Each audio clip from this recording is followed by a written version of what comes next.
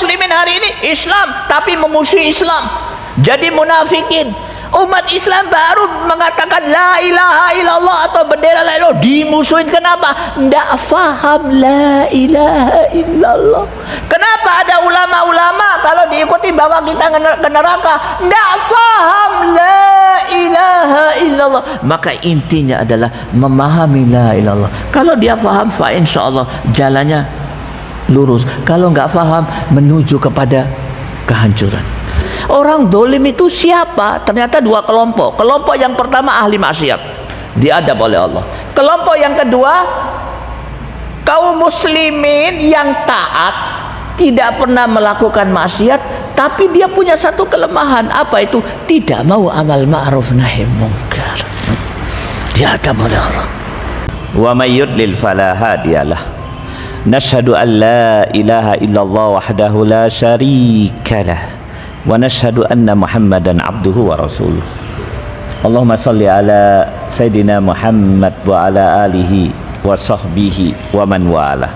Usikum wa nafsi bitaqwallah faqad fazal muttaqun. Wa qad qala ta'ala fi kitabihil aziz, ya ayyuhalladzina amanu taqullaha haqqa tuqatih wa la tamutunna illa wa antum muslimun. Wa ba'd. Iman fillah rahimakumullah. Alhamdulillah kita jumpa lagi. Mari kita berdoa kepada Allah Subhanahu wa taala, semoga perjumpaan yang kita lakukan ini memberikan manfaat bagi kita semuanya. Yang pertama. Yang kedua, perjalanan dakwah lewat masjid ini yang sedang sama-sama kita rintis. Dan ini satu aktivitas yang sangat istimewa, ya. Allah Subhanahu wa taala berfirman, falamma nasu ma dzukiru bih anjaynal ladina yanhauna anissu wa akhadnal ladina dzalamu biadabin ba'is. Istimewa. Allah berfirman di dalam surat 7 ayat 165. Dan ini sudah bisa kita lihat, ya. Apa kata Allah? Pada saat dakwah dilakukan oleh ahlud dakwah lewat masjid atau lewat apapun, terutama basisnya masjid, maka apa kata Allah? Aku datangkan bencana. Dan apa kata Allah? Anjaynal ladina yanhauna anisu wa akhadnal ladina dzalamu biadabin ba'is. Waktu bencana datang, apa kata Allah? Yang aku selamatkan kelompok yang pertama, yaitu kaum muslimin yang peduli terhadap amal ma'ruf nahi munkar dan dakwah. Yang aku adab orang-orang dolim. Saya buka tafsir. Orang dolim itu siapa? Ternyata dua kelompok. Kelompok yang pertama ahli maksiat, diadab oleh Allah. Kelompok yang kedua kaum muslimin yang taat, tidak pernah melakukan maksiat, tapi dia punya satu kelemahan. Apa itu? Tidak mau amal ma'ruf nahi munkar. Diadab oleh Allah. Betul, betul. Coba lihat di Lombok. Di Lombok itu ada satu masjid waktu gempa Lombok, rubuh, 40 orang dalam masjid itu meninggal. Wah, mereka lagi ngaji. Saya yakin betul mereka bukan ahli maksiat, dan saya yakin betul salah satu kelemahan mereka tidak peduli terhadap dakwah. Dan memang betul, kalau antum jalan ke Lombok, di bandara saja, Selaparang ya, nama bandaranya kalau nggak salah, itu tidak jauh berbeda dengan Ngurah Rai, ya, bandara yang ada di kota di Pulau Bali. Apa yang terlihat? Banyak turis yang setengah telanjang, ya. Saya tahu karena saya orang NTB. Lombok itu kota istimewa, pulau istimewa, pulau 1000 masjid, ya, di mana ada masjid dan bangunan yang paling indah, paling mewah di setiap tempat masjid. Nah, tapi ada satu kelemahan, tidak peduli terhadap dakwah, kecuali mereka yang mendapat rahmat Allah Subhanahu wa taala. Maka iman fillah rahimakumullah, apa yang sedang kita lakukan di sini satu hal yang sangat istimewa. Mudah-mudahan acara ini bisa memberikan manfaat buat apa yang kita lakukan. Dan yang terakhir, kita berdoa kepada Allah Subhanahu wa taala semoga apa yang kita lakukan memberikan manfaat kepada kaum muslimin. Kemudian iman fillah rahimakumullah, Saya ingin menyampaikan satu persoalan penting ya. Sebenarnya waktu saya duduk di sini nih, kemudian berbicara di hadapan Anda, di leher saya ada akidah. Akidah yang mengikat saya. Anda pun yang duduk di sini walaupun hanya menjadi pendengar, di leher Anda ada akidah. Akidah apa ya Ustadz? Di leher saya ada satu akidah, dan itu dijelaskan oleh Allah di dalam surat 2 ayat 174. Apa kata Allah? Innal ladzina yaktubuna ma anzalallah minal kitab wa yashtaruna bihi tsamanan qalila ulaika ma ya'kuluna fi butunihim illa an-nar wa la yukallimuhum Allahu yaumal qiyamah wa la yuzakkihim wa lahum adzabun alim. Masya Allah. Ini ayat ini mestinya pertama kali belum akil balik kita sudah dengar. Apa kata Allah? Orang-orang yang menyembunyikan ayat-ayat Allah dan menjual dengan harga murah. Menyembunyikan ayat Allah itu orang kafir, Nasoro dan lain sebagainya. Termasuk dai yang tidak menyampaikan ajaran Islam. Padahal dia tahu masyarakat menghajatkan, situasi menghendaki dia menyampaikan. Dia tahu, tapi dia tidak mau menyampaikan, dan dia tahu umat itu butuh. Apa kata Allah? Ma ya'kuluna fi butunihim illan nar. Nanti di api neraka, di neraka dia akan menjadi orang yang paling sengsara. Siapa dia? Dai. Kenapa? Tidak makan kecuali api neraka. Menu utamanya api neraka. Wala yukallimuhumullahu yaumal qiyamah. Tidak disapa oleh Allah. Musibah besar, enggak disapa oleh Allah. Wala yuzakkihim, tidak mendapatkan tazkiyah, referensi dari Allah untuk keluar dari api neraka. Karena orang mukmin itu, orang Islam disiksa untuk dikeluarkan, dimasukkan jannah. Dia tidak dapat tazkiyah. Walahum adzabun alim, dan dia akan mendapatkan adab yang pedih dari Allah Subhanahu. Jadi dai itu tidak enak. Dia akan mendapatkan orang yang akan menjadi bagian yang paling sengsara nanti kalau dia menyembunyikan ayat Allah. Maka seorang dai punya akidah apa? Sampaikan semuanya. Apa yang menjadi perintah Allah, sampaikan. Anda punya akidah. Apa akidah Anda? Ustadz, saya cuma duduk-duduk. Iya, di atas leher Anda ada akidah. Apa itu? Dijelaskan oleh Allah di dalam surat An-Nur surah 24 ayat 51. Apa kata Allah? Innama kana qaulal mu'minin idza du'u ilallahi wa rasulih liyahkuma bainahum ayyaqulu sami'na wa ata'na. Sesungguhnya orang mukmin kalau sudah mendengar ayat Allah, dia punya akidah apa itu? Saya dengar dan saya taat. Hari ini saya faham, hari ini saya amalkan. Tidak ada kesenjangan antara amal, faham dan amal. Ya, saya faham. Amal, mben. Sisuk mben. Ditanya, orang Balikpapan ditanya, kapan kau amalkan? Nanti, kalau sudah jadi ibu kota katanya.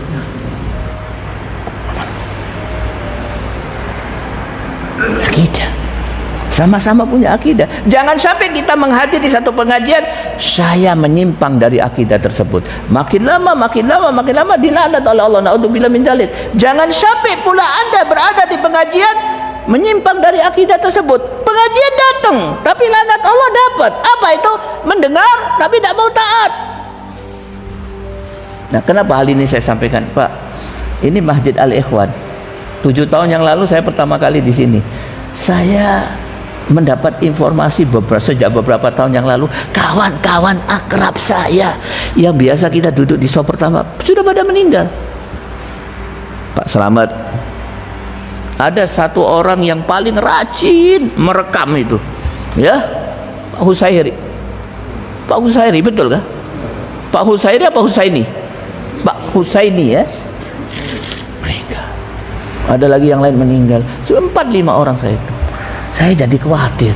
Saya bertanya sama teman-teman, saya merasa berdosa. Saya belum menyampaikan apa yang harus saya sampaikan. Sudah meninggal. Oleh karena itu, ikhwan fillah rahimakumullah, ini kesempatan kita singkat. Saya akan menyampaikan satu hal atau 2 hal yang sangat penting. Setelah itu kita nggak ketemu lagi, tidak apa-apa. Nggak kesini lagi, nggak apa-apa. Saya berani, ya, yakin betul kematian akan menghalangi kita. Dan saya khawatir nanti tahu, walaupun saya masih hidup, tahun depan mau kesini rodok minder titik. Orang kampung datang ke ibu kota. Nah, maka sebelum rasa minder itu muncul, saya akan sampaikan dua hal yang penting. Dan ini menindaklanjuti apa yang saya sampaikan tadi. Gimana fitnah rahimakumullah? Kemarin kita sepakat. Ini zaman fitnah. Kesesatan ada di mana-mana. Kita gampang menjadi sesat. Kesesatan itu kata Rasulullah lebih dulu datang sebelum matahari terbenam. Yusbihu rajulun mu'minan wa yumsi kafiran. Nah, keluarga pun bisa sesat.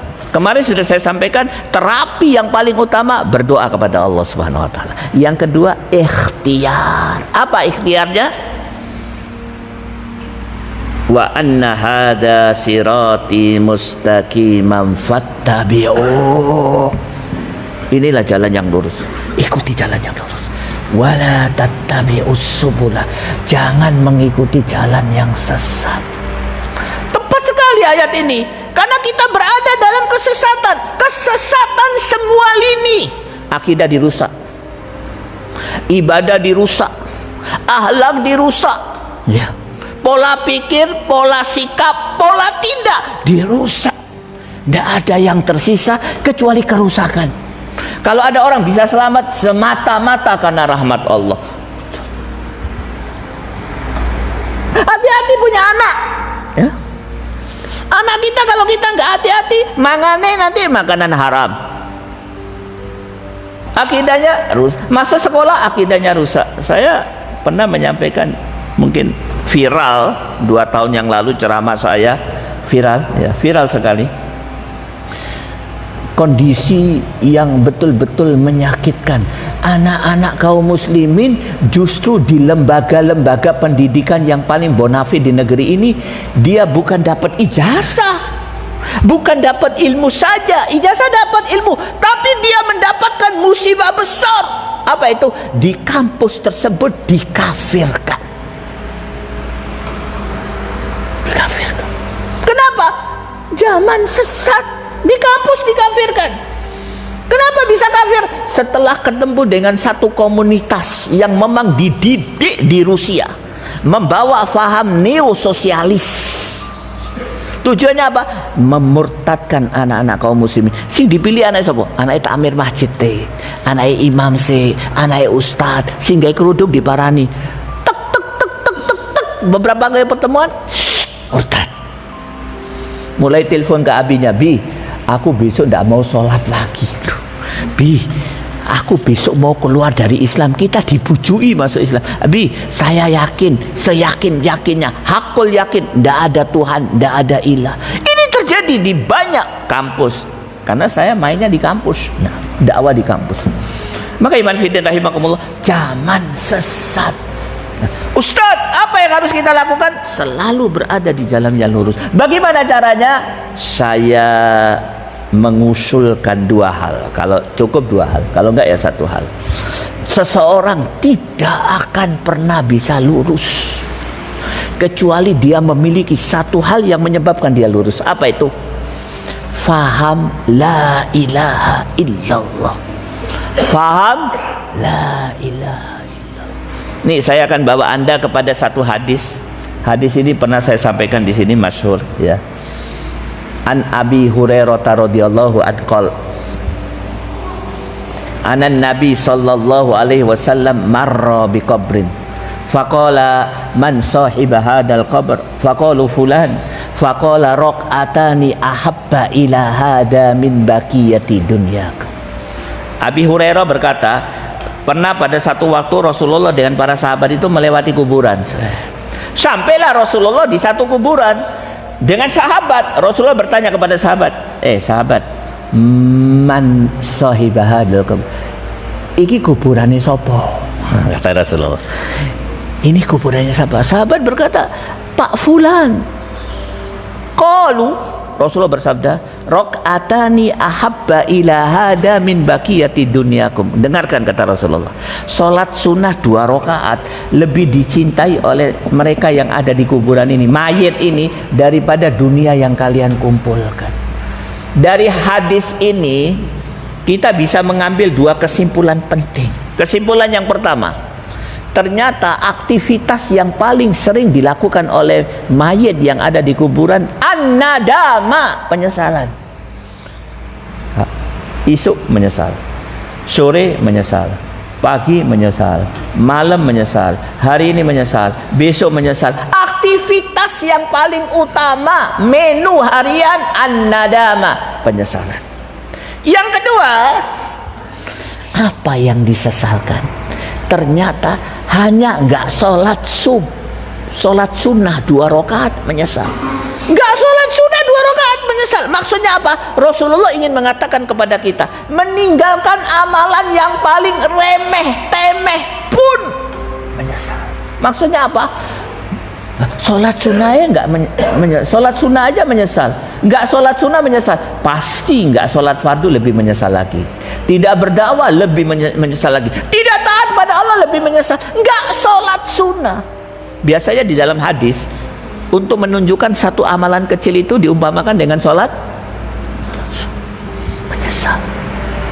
Adakah penyesalan yang lebih besar? Ada. Nah, pada hari ini saya akan sampaikan kepada Anda penyesalan yang paling besar yang dialami oleh ahli kubur. Apa itu, Ustaz? Tidak faham la ilaha illallah. Maksudnya apa? Rasulullah bersabda, penyesalan yang paling besar ini, waktu hidup tidak faham la ilallah, waktu mati menyesal. Sepanjang dia berada di alam kubur, itu bisa ratusan tahun, saben dino menyesal. Kenapa? Tidak faham la ilaha illallah. Kenapa? Karena Rasulullah bersabda, man qala la ilaha illallah wa huwa ya'lam dakhalal jannah. Barang siapa yang berkata la ilaha illallah, dia faham la ilaha illallah, masuk jannah. Nah, kalau nggak faham piye? Lupa. Abdullah bin Ubay itu gembong munafikin. Antum tahu kalau sholat berjamaah dengan Rasulullah, di belakang Rasulullah imam, dia di belakang 5 waktu. Setelah selesai sholat, ketemu Rasulullah, salamannya paling hangat, dipeluk. Saking hangatnya tangan dia masuk di saku Rasulullah. Tapi apa kata Allah? Fi darkil asfali minan nar. Nerakanya paling nisor. Apa sebabnya? Tidak faham la ilaha illallah. Fasik, orang Arab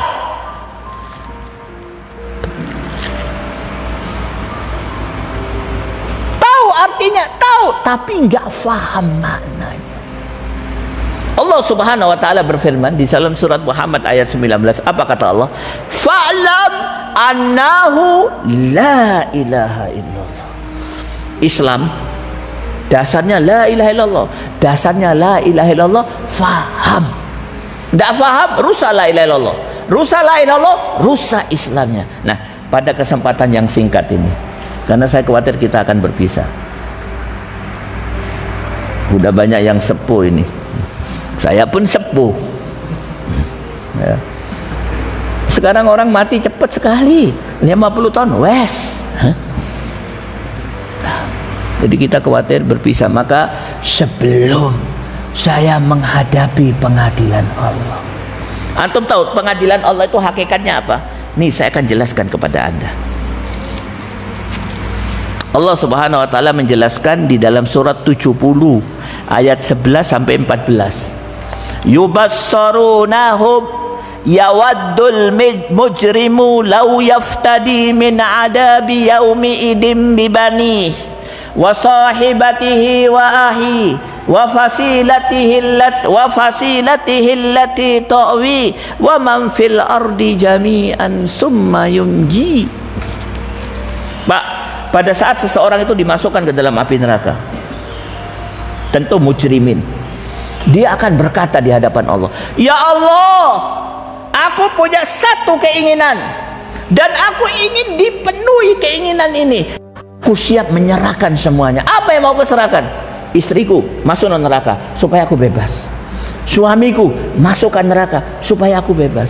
Kalau nggak cukup, saudaraku masukkan ke dalam api neraka supaya bebas. Nggak cukup, semua keluargaku masukkan ke dalam api neraka. Bapakku, ibuku, anakku. Kalau perlu semua orang di muka bumi ini masuk neraka. Yang penting aku bebas. Itulah hakikat kehidupan di akhirat. Masing-masing orang akan berusaha untuk membebaskan dirinya. Hati-hati loh dai. Dan saya khawatir kalau saya tidak menyampaikan ini, nanti akan datang jamaah al-ikhwan. Ya Allah, Ustadz Sito iki, ya Allah, saben tahun ping loro ping telu berkali-kali datang ke Balikpapan. Wallahi kami tidak pernah mendengarkan ceramah dari dia yang gena. Hanya begitu-begitu saja. Jangan-jangan dia datang ke Balikpapan kepentingannya hanya dua, makan lontong sayur atau mantau. Banyak maaf. Maka sebelum itu terjadi saya akan sampaikan, tidak faham la ilaha illallah. Loh Ustaz, bagaimana cara memahami la ilaha illallah? Saya akan sampaikan. Tidak harus sekolah bertahun-tahun, cukup 5 menit, fahami betul. La ilaha illallah terdiri dari 4 kata. Yang terakhir tidak perlu saya bahas, Allah semua orang tahu. Tinggal la ilaha illah. Apa arti la? Arti la itu ini dalam bahasa Arab lebih panjang lagi ya. Pokoknya mulai hari ini sampai aku mati tidak ada lagi di muka bumi ini. Itu arti la. Saya ulangi lagi. Pokoknya, kalau pokoknya sudah mantap. Mulai hari ini sampai aku mati, aku meyakini tidak ada lagi di alam semesta ini. Lah. Terus ilaha artinya apa? Ilaha itu Tuhan. Di Quran terjemahan Tuhan. Saya ingin mengatakan kepada Anda, salah. Tuhan. Oh, ilah itu saya buka di terjemahan sesembahan. Salah. Itulah kesalahan yang terjadi di Quran terjemahan. Antum tahu, baik Tuhan maupun sesembahan semuanya istilah Hindu dan Buddha, dan maknanya kesyirikan. Loh, terus ilah artinya apa? Mari saya sampaikan kepada Anda makna ilah menurut para ulama. Sebenarnya banyak, tapi saya ambil yang paling penting untuk kita fahami 3. Apa itu arti ilah? Perhatikan baik-baik Bapak-bapak sekalian. 5 menit, 10 menit lagi kita berpisah. Nah, ilaha artinya ma'bud, yang diibadai. Yang kedua, muta, yang ditaati. Yang ketiga, syari, yang membuat hukum. Nah, nanti kita akan bahas ya. Kemudian ilah itu artinya apa? Kata ulama ini namanya ilah at-tasbit, al-isbat ya, al-isbat. Kalau tadi la nafi ya. Al-isbat apa itu? Tidak ada kecuali dan hanyalah. Maka saya akan artikan la ilaha illallah. Perhatikan Bapak-bapak sekalian. Ini la nafi. Apa kata ulama artinya? La ilaha illallah. Pokoknya mulai hari ini sampai hari kiamat di alam semesta ini tidak ada lagi yang diibadai, yang ditaati, yang membuat hukum kecuali dan hanyalah Allah Subhanahu wa taala. Masya Allah. Itu arti la ilaha illallah. Saya ulangi lagi. Pokoknya mulai hari ini sampai hari kiamat di alam semesta ini tidak ada lagi yang diibadai, yang ditaati, yang membuat hukum kecuali dan hanyalah Allah Subhanahu wa taala. Pak, ada 2 kesyirikan besar yang hari ini banyak dilakukan oleh kaum muslimin. Dan itu dijelaskan oleh Allah Subhanahu wa taala di dalam satu ayat. Mari kita lihat. Nah, surat 43 ayat 84. Surat 43 ayat 84. Allah Subhanahu wa taala berfirman, "Wa huwallazi fis samai ilah wa fil ardi ilah wa huwal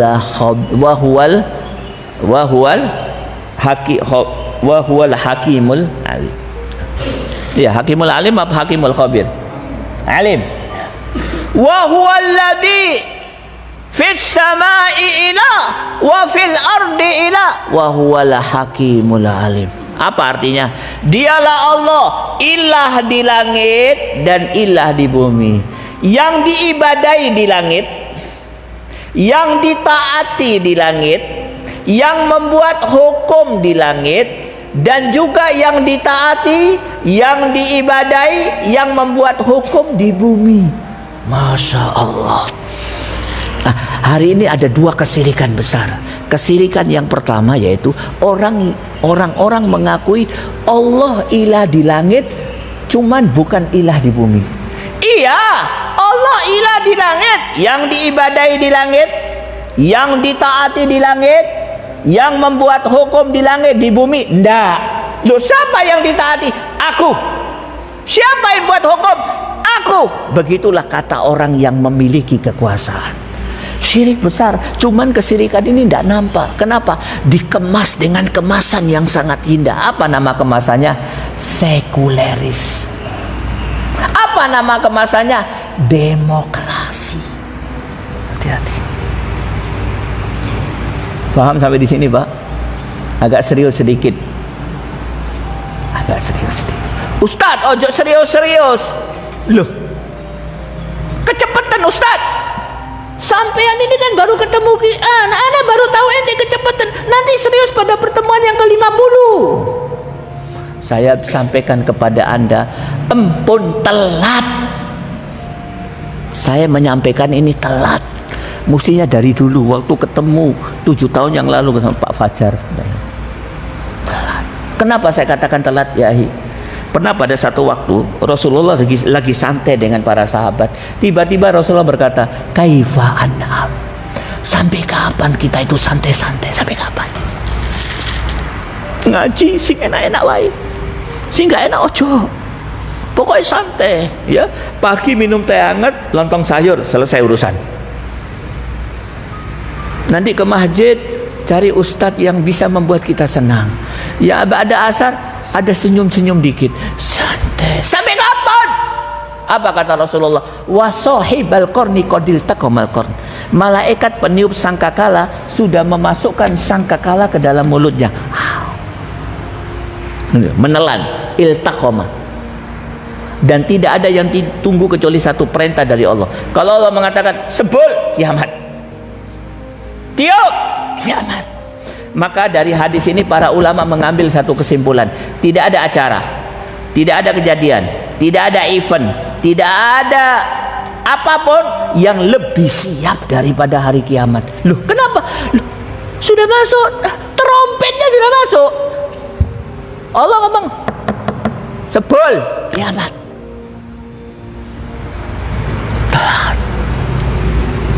Nah, kesyirikan yang kedua, bapak-bapak sekalian, banyak maaf. Kesyirikan yang lebih dahsyat. Apa itu? Yaitu satu keyakinan yang menganggap Allah bukan ilah di langit dan bukan ilah di bumi. Terus tidak ada lagi Allah. Kesyirikan ini tidak nampak karena dikemas dengan kemasan yang sangat indah. Apa nama kemasannya? Komunisme, sosialisme.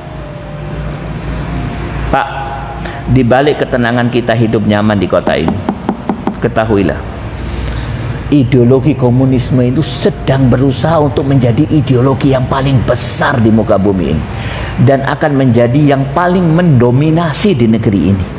Mereka sudah sampai kepada kejayaan menguasai ekonomi, sekarang menuju kepada kejayaan menguasai politik, dan pada saatnya menguasai militer. Dan mereka itu di dalam sejarah terkenal amat sangat kejam.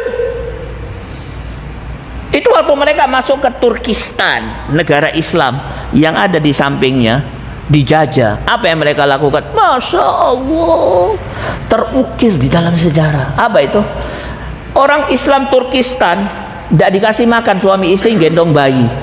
Lapar, setelah lapar dipukul, disuruh makan. Disuruh makan apa? Disuruh makan apa? Suruh makan bayi yang dia gendong. Bayi hidup suruh makan sampai mati bayinya. Setelah mati bayinya dipateni pisan bapak ibu. Komunisme. Waktu mereka masuk ke Turkistan, di balik ketenangan kita bisa hidup nyaman di kota ini, kita harus tahu waktu mereka masuk ke Turkistan dalam waktu tidak terlalu lama,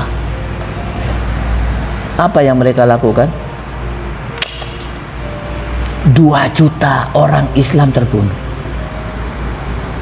1 juta hari ini berada di penjara. 300.000 masjid hancur, dialihfungsikan menjadi kafe. Sekolah-sekolah Islam ratusan ribu dihancurkan. Tidak percaya? Buka berita internasional. Berita yang terjadi lebih dahsyat daripada apa yang saya katakan. Nah, ini sedang dipaksakan kesirikan. Apa itu cirinya? Tidak mengakui ada ilah di langit dan ilah di bumi. Tidak ada yang ditaati, tidak ada yang diibadahi, tidak ada yang membuat hukum. Terus siapa? Aku, kata mereka yang berkuasa. Maka iman fiddin rahimakumullah, sekali lagi faham la ilaha illallah. Kalau tidak faham bagaimana?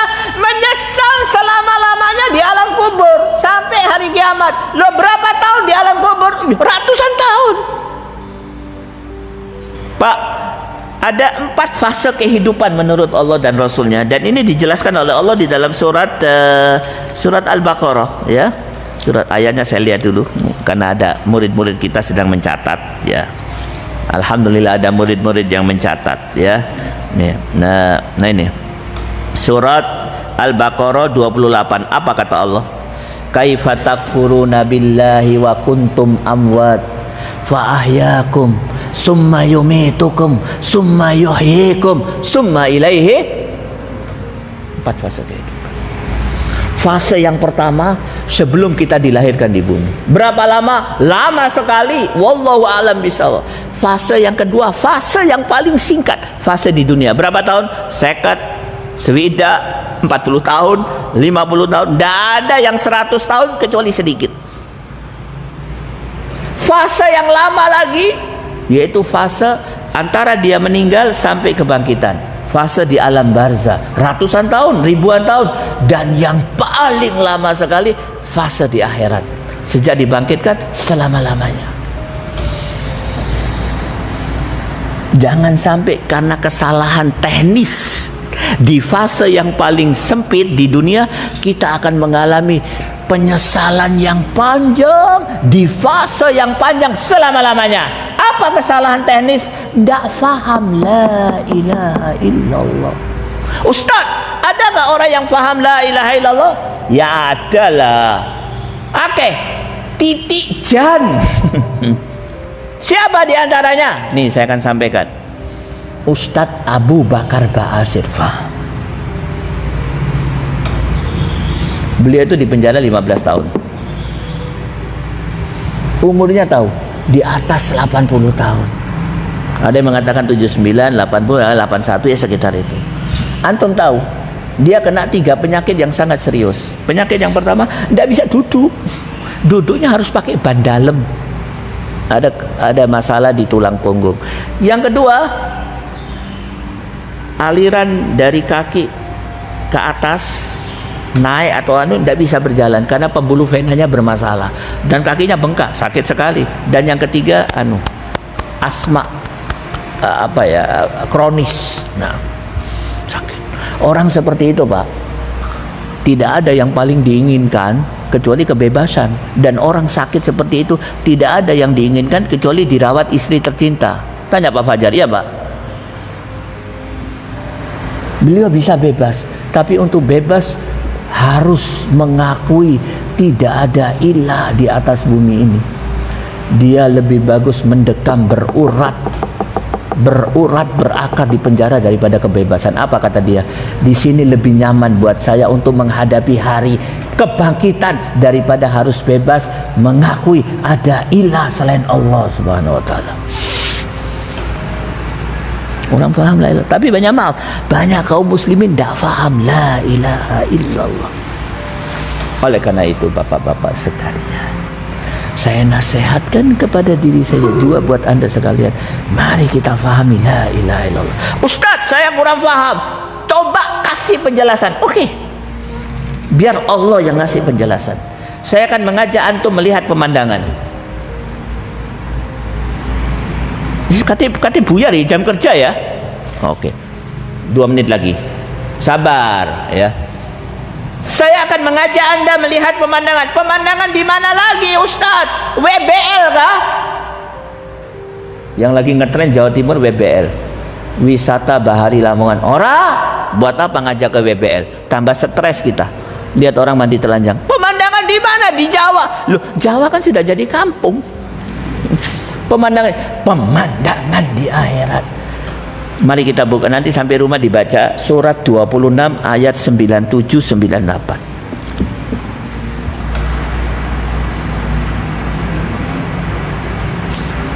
Iya, betulkah? Ini sudah faktor usia, Pak. Ya. Sering lupa. Coba satu orang ada yang bawa Quran kau. Sabar ya. Sabab, tulab, kau bawa Quran. Baca, ya. Surat 26. Ya, betul. Ayat 97 98. Allah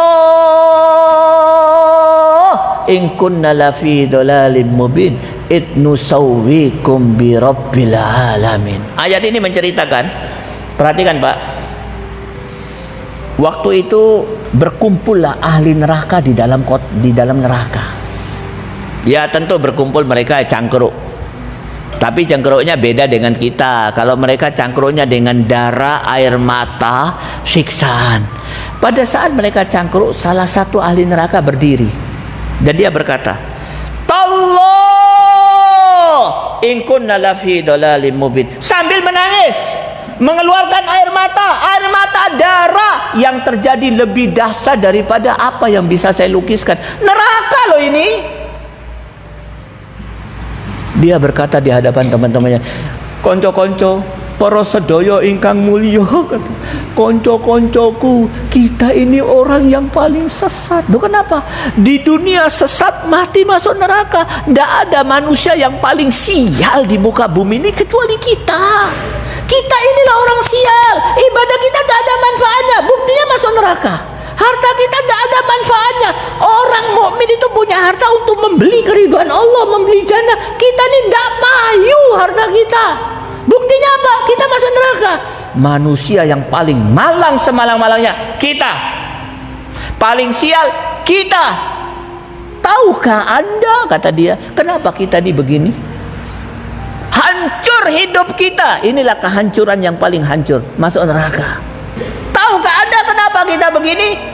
Rodok pinter titik ini. Dia menjawab. Jawabnya apa? Sambil tangannya itu nunjuk, yang ditunjuk ahli neraka yang lain. Ya manusia, sesama manusia. Itnusawwikum birabbil alamin.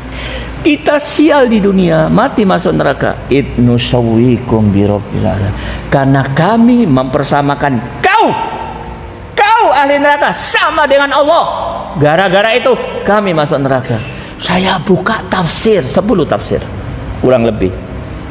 Tidak ada satu tafsir pun yang mengatakan mempersamakan manusia yang ada di neraka dengan Allah dalam hal penciptaan Anda. Kenapa? Karena ahli neraka sudah sampai pada satu keyakinan bahwa pencipta alam semesta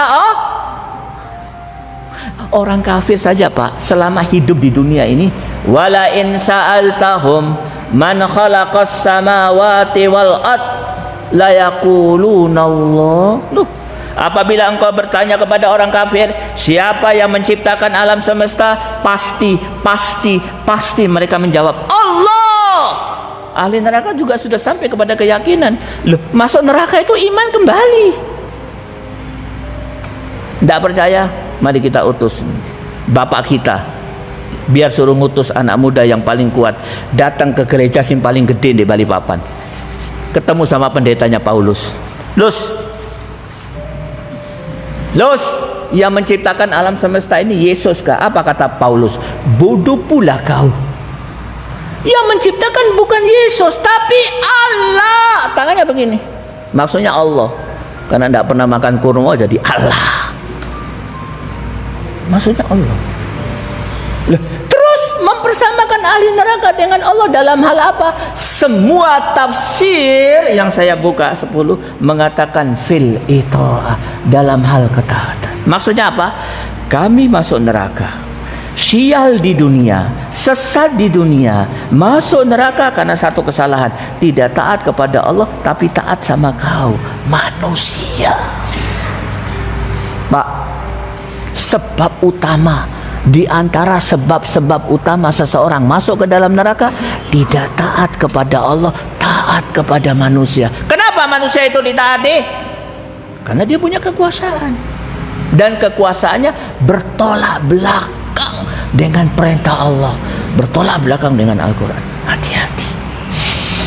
Maka iman fiddin rahimakumullah, orang kalau faham la ilaha illallah menjadi the best.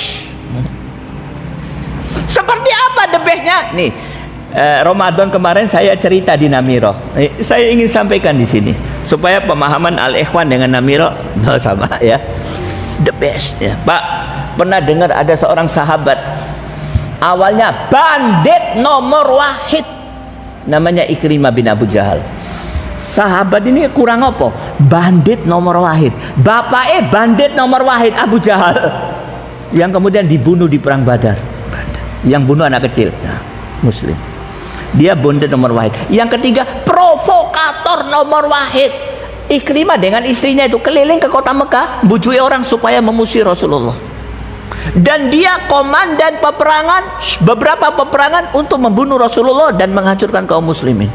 Waktu Rasulullah futuh Mekah, semua kaum muslimin diampuni oleh Rasulullah. Tapi kata Rasulullah, beberapa orang saya tidak ampuni, bawa ke sini untuk dipotong lehernya. Salah satunya siapa? Ikrimah bin Abu Jahal.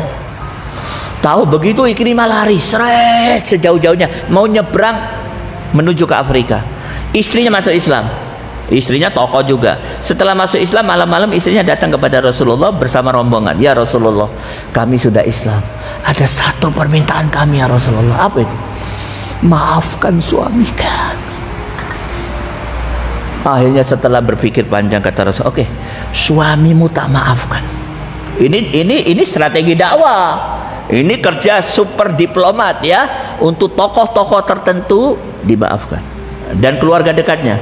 Akhirnya Ikrimah, istrinya Ikrimah lari, dia kejar suaminya. Suaminya sudah mau naik kapal nyabrang, dicegat. Udah balik. Duh, aku dibunuh. Enggak, kau sudah dimaafkan. Berangkatlah dia sampai di depan Rasulullah. Ikrimah syahadat, asyhadu an la. Apa kata Ikrimah? Wallahi ya Rasulullah, dulu aku orang yang paling benci kau, hari ini aku paling cinta kau. Dulu aku yang menjadi komandan perang untuk menyerang kau, hari ini aku ingin hadir pada semua peperangan untuk membela kau. Ya Rasulullah, dulu aku orang yang paling banyak mengeluarkan duit untuk memerangi kau, aku akan mengeluarkan hartaku 2 kali lipat untuk membela kau dan Islam. Kenapa dia bisa berubah seperti itu? Peperangan dia ikut, sampailah pada perang Yarmuk. Pada peperangan Yarmuk musuh kuat sekali Romawi. Akhirnya apa yang dilakukan? Kaum muslimin kalah. Apa yang dilakukan oleh Ikrimah? Tertulis di dalam sejarah. Ikrimah membaiat 200 orang, siap mati.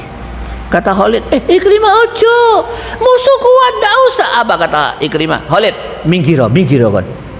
Kau sudah terlalu banyak memimpin peperangan, sudah terlalu banyak membela Islam. Aku belum apa-apa. Biarkan aku bayar segala kesalahan saya, kemaksiatan saya, kekafiran saya dulu dengan peperangan ini. Akhirnya perang. Syahid Ikrimah. Antum tahu syahidnya? Syahid yang paling bagus. Pernah dengar 3 orang yang dikasih minuman itu? Ada 3 orang dikasih minum, ditolak, dikasihkan lagi, meninggal. Ditolak, dikasih lagi, syahid. Ditolak lagi, syahid. Salah satunya Ikrimah bin Abu Jahal. Kenapa dia bisa begini? Dia faham la ilaha illallah. Kenapa kaum muslimin hari ini Islam tapi memusuhi Islam, jadi munafikin? Umat Islam baru mengatakan la ilaha illallah atau bendera la ilaha dimusuhin. Kenapa? Tidak faham la ilaha illallah. Kenapa ada ulama-ulama kalau diikuti bawa kita ke neraka? Tidak faham la ilaha illallah. Maka intinya adalah memahami la ilaha illallah. Kalau dia faham, fa insyaallah jalannya lurus. Kalau nggak faham, menuju kepada kehancuran. Maka ikhwan fillah rahimakumullah, mungkin itu saja yang bisa saya sampaikan. Ya, cukup satu saja. Adapun yang kedua insyaallah kita bahas di waktu yang lain. Mudah-mudahan apa yang saya sampaikan memberikan manfaat bagi diri saya juga buat semuanya. Aqulu qouli hada wa astaghfirullah li wa lakum wa li syairil muslimina min kulli dambin fastaghfiru innahu wal ghafurur rahim. Sekaligus saya pamit mau berangkat langsung ke bandara. Assalamualaikum warahmatullahi wabarakatuh.